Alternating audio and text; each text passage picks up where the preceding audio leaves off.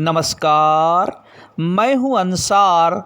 आप सबों का मेरे YouTube चैनल में एक बार फिर से स्वागत है।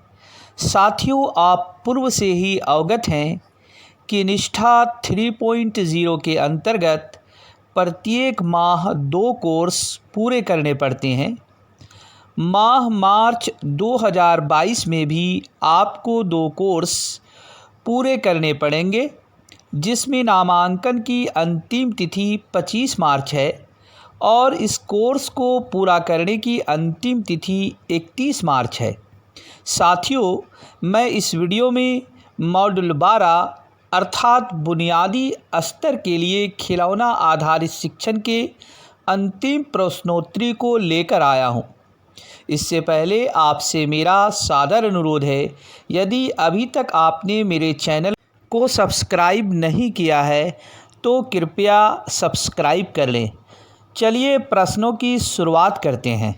पहला प्रश्न है, किस आयु में बच्चे संरचित तरीके से दूसरे के साथ खेलने की इच्छा का प्रदर्शन करते हैं?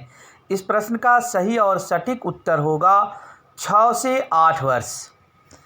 अगला प्रश्न है, निम्नलिखित में से पारंपरिक इमारती खिलौने पहचानें। इसका सही उत्तर होगा जिग्सा पजल्स।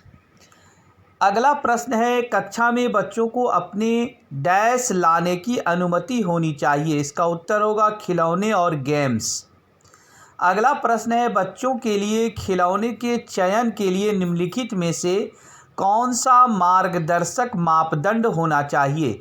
इसका सही और सटीक उत्तर होगा खिलौना बच्चे की आयु के उपयुक्त हो। अगला प्रश्न है, DIY क्षेत्र को होना चाहिए अच्छी प्रकार से सामग्री रखी हुई, साफ और व्यवस्थित।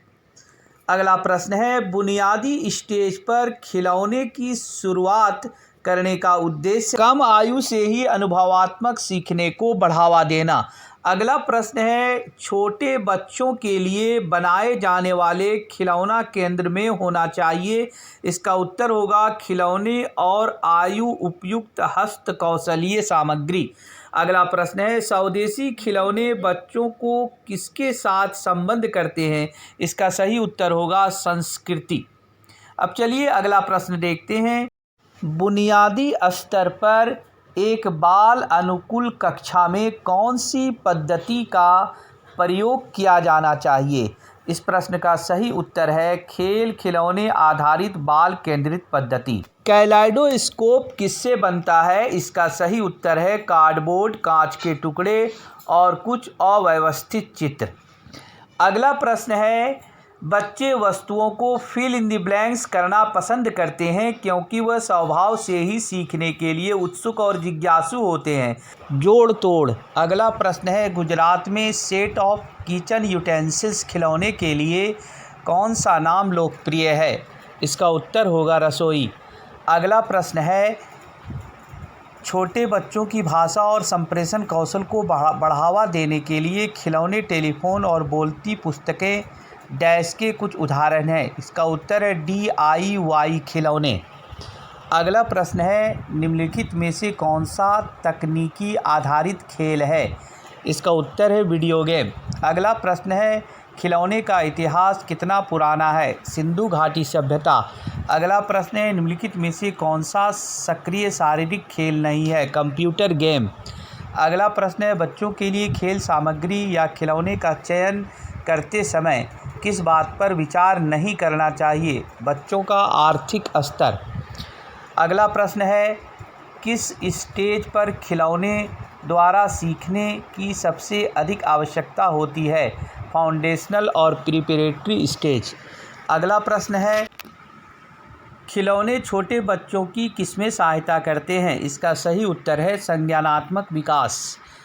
अगला प्रश्न है, बच्चों में छोटे समूह में शांत खेल को सुनिश्चित करने के लिए कौन सा विचार अच्छा है? इस प्रश्न का सही उत्तर है एक खेल क्षेत्र का सृजन। अगला प्रश्न है, निम्नलिखित में से कौन सा गुजरात का प्रसिद्ध स्वदेशी खिलौना है? डिगली डाल्फा। अगला प्रश्न है, सेंट पजल्स किस प्रत्यय को सीखने में सहायता करते हैं? इसका उत्तर होगा क्रमबद्धता। अगला प्रश्न है DIY का फुल फॉर्म क्या है? इसका उत्तर है डू इट योरसेल्फ। अगला प्रश्न है फाउंडेशनल स्टेज पर खेल व गतिविधि आधारित पद्धति को क्रियान्वित करने का आवश्यक घटक क्या है? इसका सही उत्तर होगा बाल अनुकूल परिवेश। अगला प्रश्न है किसने कहा है खेल भाषा और विचार के विकास में सहायक होते हैं? लेव वाइगोत्स्की। अगला प्रश्न है कैलेडोस्कोप किसकी समझ विकसित करने के लिए बहुत उपयोगी है? इसका उत्तर है प्रतिबिंब और अपवर्तन के विज्ञान प्रत्यय। अगला प्रश्न है शैक्षिक सहायक के रूप में खिलौने के संदर्भ में कौन सा कथन सही है? इसका सही उत्तर है खिलौने के साथ खेलना छोटे बच्चों में महत्वपूर्ण कौशल विकसित करना है। अगला प्रश्न है खिलौनों और शैक्षिक खेल सामग्री को नहीं होना चाहिए विकासात्मक उपयुक्त सांस्कृतिक रूप से अप्रासंगिक। DIY खिलौने बच्चों को किसमें चुनौती नहीं देते हैं? आध्यात्मिक कौशल। अब चलिए अगला प्रश्न देखते हैं। अगला प्रश्न है स्वदेशी खिलौने बनते हैं स्थानीय कम लागत वाली सामग्री से।